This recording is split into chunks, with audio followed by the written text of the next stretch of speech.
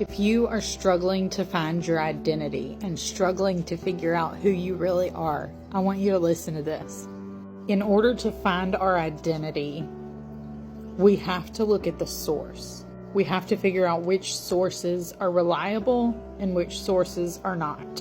So let's look at a couple of the sources that are not reliable. First of all, we cannot base our identity on how we feel.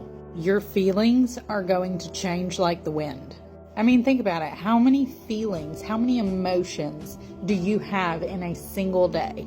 Now I want you to think about how exhausting that would be if you were to base the very core of who you are based on each of those emotions. That sounds incredibly exhausting, right? Like, that's just asking to have a crisis of identity every 5 seconds. That doesn't sound like fun to me. But we also can't base our identity off of what other people say about us. They may know us on the outside, but they're seeing us through their own limited perspective. They don't know our thoughts, our feelings, or our intentions, so they don't really have the full picture.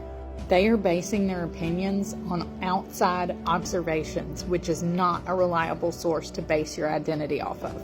We also can't base our identity off of what we do, our talents, our jobs, our special skills, or even the everyday tasks that we do. Because in a single instant, those things could change.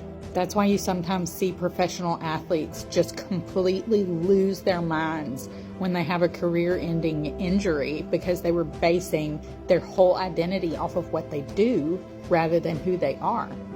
So if you can't base your identity off of any of those things, then what can you base your identity off of? You base it off of this, the Word of God. You base your identity off of what God has to say about you. Because not only did He create you, but unlike other people, He does see your thoughts and your feelings and your intentions, so He has the whole picture.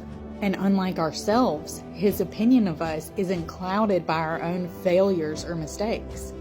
His view of us is the most untainted, reliable view that there is.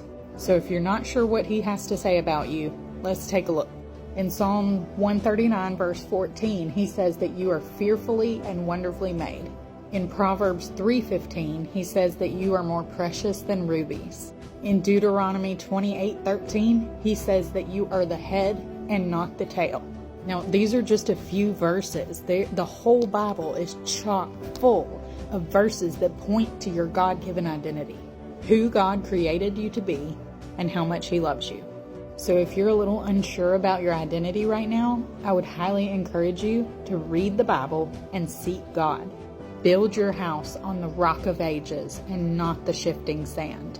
If you want to learn more about your identity, you may want to check out my new book, 7 Days to a Life of Limitless. I have a whole chapter on identity, and it's one of the longest chapters in the book because I'm so passionate about this. So if you want updates on the book launch, as well as sneak peeks and a weekly letter of encouragement from me, then you can sign up for my email list, which you can find in my profile.